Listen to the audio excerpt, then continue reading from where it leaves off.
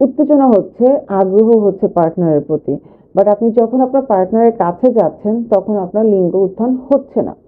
কিন্তু এমন হয় যে লিঙ্গ উত্থান হলো, আপনার আগ্রহ হচ্ছে, পার্টনারের কাছে যাচ্ছেন, বাট আপনি স্যাটিসফাইড হওয়ার আগেই আপনার লিঙ্গ আবার বসে যাচ্ছে, দ্যাট মিনস উইক হয়ে যাচ্ছে।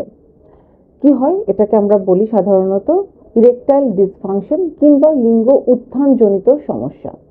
আমি ডক্টর তাসনিম খান, চর্ম ও যৌন রোগ বিশেষজ্ঞ, কাজ করছি মেডিকেল ডিরেক্টর এবং কনসালটেন্ট হিসেবে ইডব্লিউ ভিলা মেডিকেলের সাথে, এবং অ্যাসিস্ট্যান্ট প্রফেসর হিসেবে নর্দার্ন ইন্টারন্যাশনাল মেডিকেল কলেজ এবং হসপিটালে। আমাদের ওয়ার্ল্ড ওয়াইডই আমরা দেখি যে 1/3 অফ দ্য পপুলেশন সাফার করছেন আপনারা ইরেকটাইল ডিসফাংশনের মতো প্রবলেমে, তাছাড়া যৌন রোগের অন্যান্য বিভিন্ন রকমের প্রবলেমে। কেন হয় আমাদের এই ধরনের যৌন রোগগুলো এবং এটার চিকিৎসা পদ্ধতি কি কি আছে সেটা নিয়ে আজকে কথা বলবো।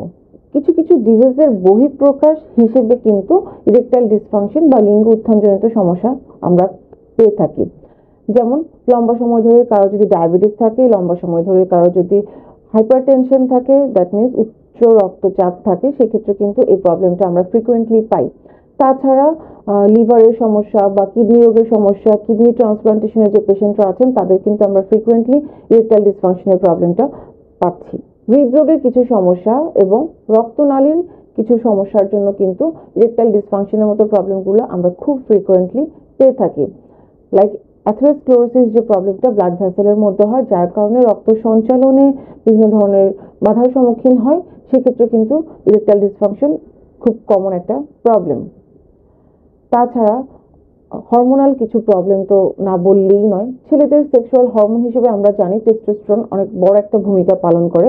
একটা সার্টেন স্টেজের পর টেস্টোস্টেরন একটু একটু করে কমতে শুরু করে। সাধারণত আমরা জানি যে 40 ইয়ার্সের পর থেকে 1 ইউনিট করে প্রতি বছর টেস্টোস্টেরন কমতে শুরু করে, বাট কারো কারো ক্ষেত্রে আমরা দেখি যে টেস্টোস্টেরন কিন্তু আপনার এই বয়স হওয়ার অনেক আগে থেকেই কমতে শুরু করে। সেক্ষেত্রে কিন্তু আমরা সাপ্লিমেন্ট হিসেবে টেস্টোস্টেরন দিতে হতে পারে। এটা ইরেকটাইল ডিসফাংশনের অন্যতম একটি কারণ। তাছাড়া এংজাইটি, আপনার ডিপ্রেশন, অ্যালকোহল বা স্মোকিং এর মতো হ্যাবিট যাদের আছেন তাদের ক্ষেত্রেও কিন্তু এই প্রবলেমটা আমরা পেয়ে থাকি। ইরেকটাইল ডিসফাংশন কিছুটা মানসিক সমস্যার সাথেও কিন্তু জড়িত। এংজাইটি ডিসঅর্ডার নামের একটা প্রবলেম আমরা বলি। এখানে কি হয়, ধরেন অতীতের কোনো একটা সমস্যা, মানে কোনো একটা সময় হয়তো বা আপনি আপনার পার্টনারকে স্যাটিসফাইড করতে পারেননি।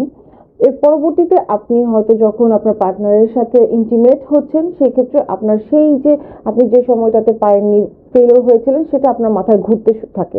তো এইগুলো করতে করতে দেখা যায় যে আপনার মধ্যে একটা এংজাইটি তৈরি হয় এবং আপনার কনসেন্ট্রেশনটা আপনার পার্টনারের সাথে যখন আপনি ইন্টিমেট হচ্ছেন সেই জায়গা থেকে সরে যেয়ে অন্যদিকে ডাইভার্ট হয়ে যাচ্ছে, এবং এই জিনিসগুলো কিন্তু আপনার এই সহবাসটাকে ব্যাহত করতে পারে অনেক ক্ষেত্রেই। তো কারণ আসলে অনেকগুলোই আছে, যে কারণেই হোক না কেন ট্রিটমেন্ট আসলে ইম্পর্টেন্ট। আমরা যুগ যুগ ধরেই কিন্তু চর্ম ও যৌন রোগ বিশেষজ্ঞরা এই ইরেকটাইল ডিসফাংশনের বা সেক্সুয়াল অন্যান্য ডিজিজগুলো ট্রিটমেন্টগুলো করে আসছি।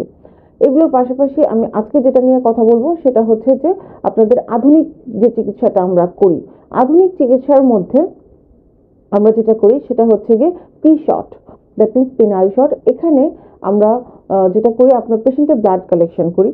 ব্লাড কালেকশন করে সেটাকে আমরা সেন্ট্রিফিউজ করে হোয়াইট ব্লাডটাকে আমরা রেড ব্লাড থেকে সেপারেট করে নিই, এবং এই যে হোয়াইট ব্লাডটা আমরা পাচ্ছি যেটার মধ্যে প্লেটলেট আছে, এই প্লেটলেট রিচ যে প্লাজমাটা আমরা পাই সেটা আমরা পেনিসের মধ্যে, দ্যাট মিনস আপনার যৌনাঙ্গের মধ্যে ইনজেক্ট করি, এবং এর মাধ্যমে কি হয়, আপনার পেনিসের যে মাসলটা আছে সেটা স্ট্রং হবে, ব্লাড সার্কুলেশনটা ইমপ্রুভ হবে এবং আপনার যৌনাঙ্গ অনেক বেশি নিউট্রিশন পাবে, এবং এই নিউট্রিশনের মাধ্যমে আপনার এই যে শর্ট টাইমের বা হচ্ছে আপনার মাসল উইকনেসের যে প্রবলেমটা ছিল সেটা কিন্তু অনেক ক্ষেত্রে সলভ হয়ে যাবে।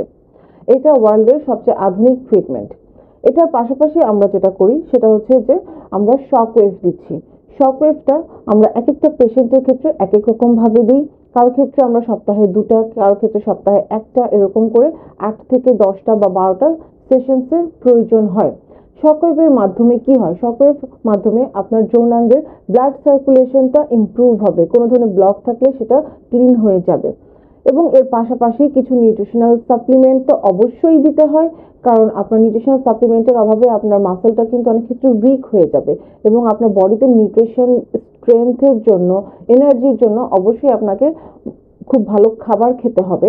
আমাদের ডায়েটিশিয়ান আছেন যিনি আপনাকে একটা খাদ্য তালিকা তৈরি করে দিবেন, এবং আপনার লাইফস্টাইলটাকে মডিফিকেশন করা অবশ্যই ইম্পর্টেন্ট এখানে। আপনার রেগুলার জগিং করতে হবে, ওয়ার্কআউট করতে হবে, ভালো খাবার খেতে হবে, এবং আমাদের ট্রিটমেন্টের পাশাপাশি আমরা আরেকটা যেটা কাজ করি, আমাদের যে ফিজিওথেরাপিস্ট আছে তার কাছে আমরা আপনাকে রেফার করি, যার মাধ্যমে কিছু এক্সারসাইজ আপনাকে আমাদের ফিজিওথেরাপিস্ট দেখিয়ে দিবে।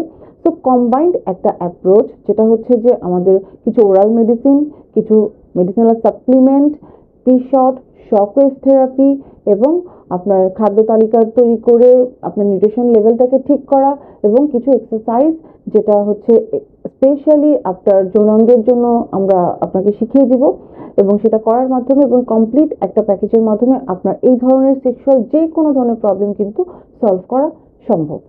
তো আই হোপ আমার ভিডিওটা কিছুটা হলেও আপনাদের হেল্পফুল হবে আজকে। ধন্যবাদ সবাইকে।